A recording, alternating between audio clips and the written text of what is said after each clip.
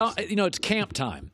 So John Wooden's a legendary basketball coach, the late John Wooden. He used to always say, you win the games before you play them. Belichick, to a large degree. My buddy Damian Woody used to always say that when he was playing offensive line for Belichick. He said, you felt like you won the games on Thursday, Friday, that you were just more prepared. So let's go to camps. Give me the best camp, most organized camp you were ever at, and then the least functional camp you were ever at. Yeah, I think so. One of the most organized camps I think I've ever been around was at USC with Coach Carroll. He knew how to make practices and competition fun within the competition, right? And so football is stressful enough.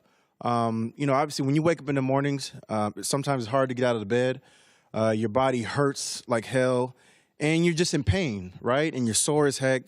And so anytime a coach can find ways to just make it a little less stressful, it makes the practice flow. Right. And so Coach Carroll was a master at this. We had competition Tuesdays, and competition Tuesdays were, you had one-on-one pass blocking drills with the linebackers, or you had one-on-one routes with, the linebackers and safeties, or you had the receivers had one-on-ones, and Coach Carroll would put you up. He would put the best competitions up on the screen in team meetings.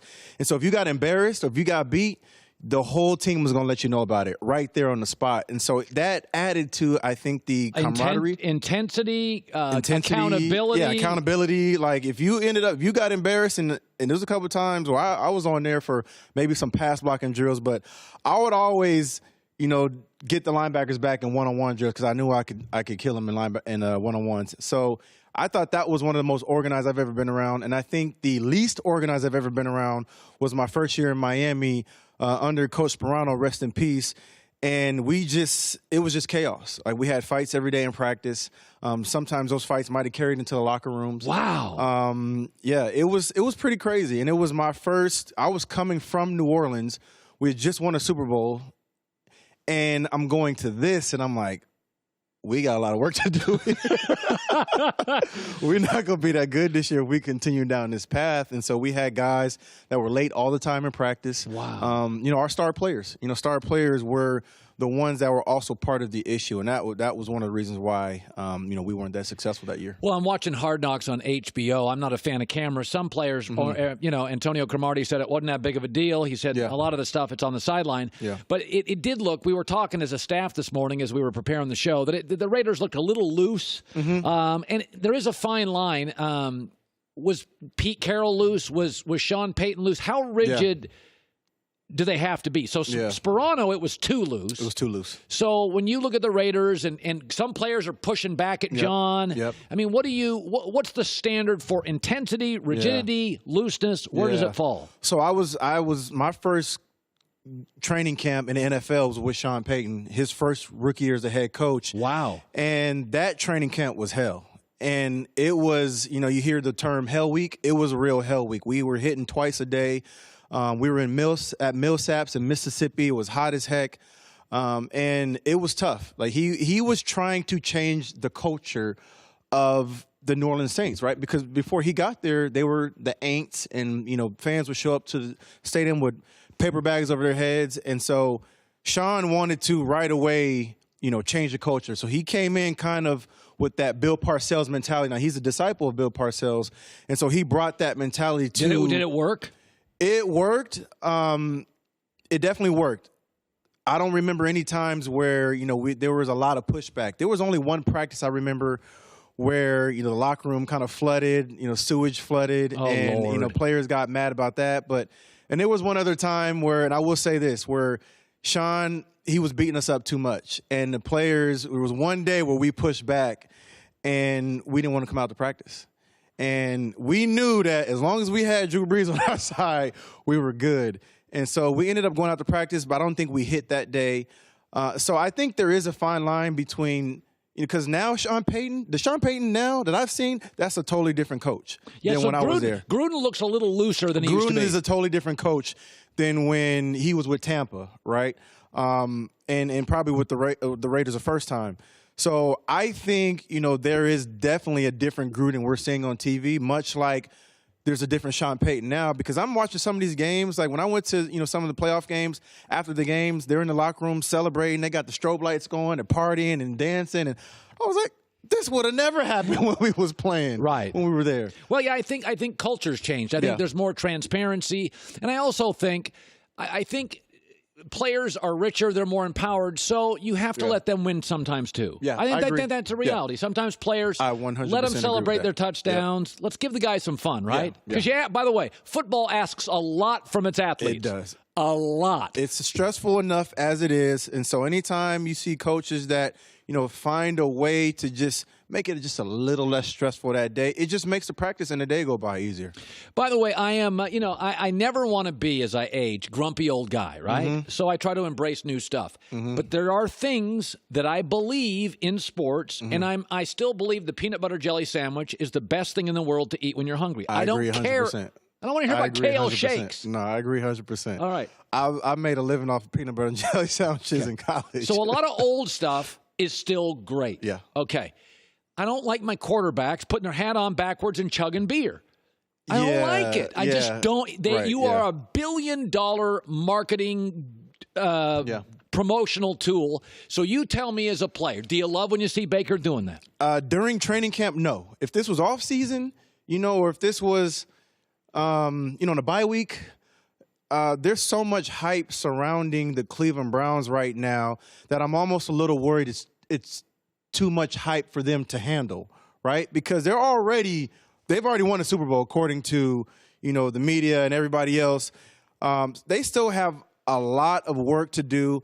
And so during training camp, listen, is this going to make or break his career? Right? It is the youngest locker room in the NFL. It is the youngest. So to me, if anything, they need some maturity. Yes, they do. Remember when Russell Wilson took over the Seahawks years ago? Yep. Pete's a very good. The book on Pete Carroll, he's great with young players. Yeah, he is. And then after about 7 years, the stories get old. Richard Sherman's like, I've heard the story, coach. Yeah. Right? So Pete with Russell Wilson came in. It was a very young team. Yeah. And what was special about it is that Russell was uniquely mature. Yeah, he was. As a quarterback, He was. incredibly coachable. Deshaun Watson, by the way, I think he's uniquely Andrew Luck. I agree. When you got and Colts are a pretty young team. I think agree. when you're young, I like a mature quarterback. Yes. I think Baker feels like a frat boy sometimes. He does. And, I think he plays to that as well sometimes. And that's his personality. But I think to the optics of seeing Baker chug beer during training camp, all you do is open yourself up for scrutiny, because if you start the season off 0-2 or 0-3, Oh, boy. they're going to the social media is going to remind you real quick that, hey, remember that time you was chugging beer? Maybe you should have been chugging water and get ready for practice or something. You know what I mean? No, But I mean optics. Optics matter. optics matter, and you're the franchise quarterback for the Cleveland Browns, a team who has historically been bad for a long time. You're trying to change the culture. You're trying to be part of that culture changing process. And so, not to say that I love him getting the crowd hype. I love everything about what he did, except just the part with chugging the beer. Now, again, if it's off season, bye week, I'm cool with it. I'm okay. During training camp, probably not the best time. By the way, did you ever hold out? You held out once. No. You never did? held out. Mm-mm. I don't love holdouts, but I sometimes get them. I do think running backs now feel like they're being marginalized. Yep. You ever have a friend hold out? Like, I wonder if my team training camp's hard. So I'm Zeke. All my guys are in training camp. Now I may be working out in Cabo, but I am in Cabo. Yeah. There is something. I love Cabo, by the way, but I love Cabo. That would not be the place where I would go to hold out. Right. But guava smoothies, it's a great place to go. So it is. I wonder, do you think there's any players that look at him and think, bruh, come on to the States? Yeah, I'm sure there are players, because it feels. Listen, I go to Cabo to vacation.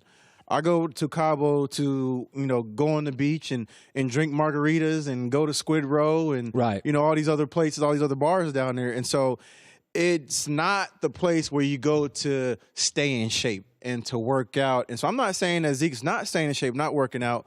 But, yeah, I'm sure there are players that feel like that. Like, you could be in Texas holding out, or you could be, I think he's from Ohio. From Ohio, holding out and working out. But I think when you hear Cabo, everybody in here associates Cabo with vacation. Remember when Tony Romo on an off week a few years ago? Oh, yeah. They killed him for that. He got – and again, it was an off week, but I remember saying on the air, it's just the optics aren't great. The optics of it. You open yourself up for scrutiny, and then if you come back, let's say he comes back and he doesn't miss games. He's out of shape. The first thing people are going to say was, well, you was in Cabo. What would you expect? You know what I mean? So it's the optics of it. And that's why, again, do I think he may miss some games? I think he could miss some games because that's his only leverage. Reggie Bush, by the way, the college football show, it debuts August 31st. Ooh. They didn't give me that list. I think it's the 20th. It's in a couple days. 23 what is it, days. Sammy? 23 days from now. August 31st. We got 23 days from now. All right, 23 days from now. And Labor Day weekend. By the way, interesting game. I don't even know what network has it. Auburn, Oregon will be very interesting because Oregon's got the best offensive line in the Pac-10, in Pac-12 in probably a decade. Yep. And Auburn Justin makes Herbert. Special. And Auburn makes a living on defensive linemen in the NFL. They do. That's a really big game for the West. I think if Auburn wins it, they should. If Oregon gets pummeled, it's huge for the Pac-12. Because I think Oregon's the most talented Pac-12 team. Maybe not the best, but the most talented. I agree. And Justin Herbert is special, and I think he has a chance to compete for the Heisman. Oh yeah, he's really good. Yeah, he's really good. Reggie Bush, good seeing you, bud. Hi everybody, thanks for watching. Subscribe here to get the latest from the show.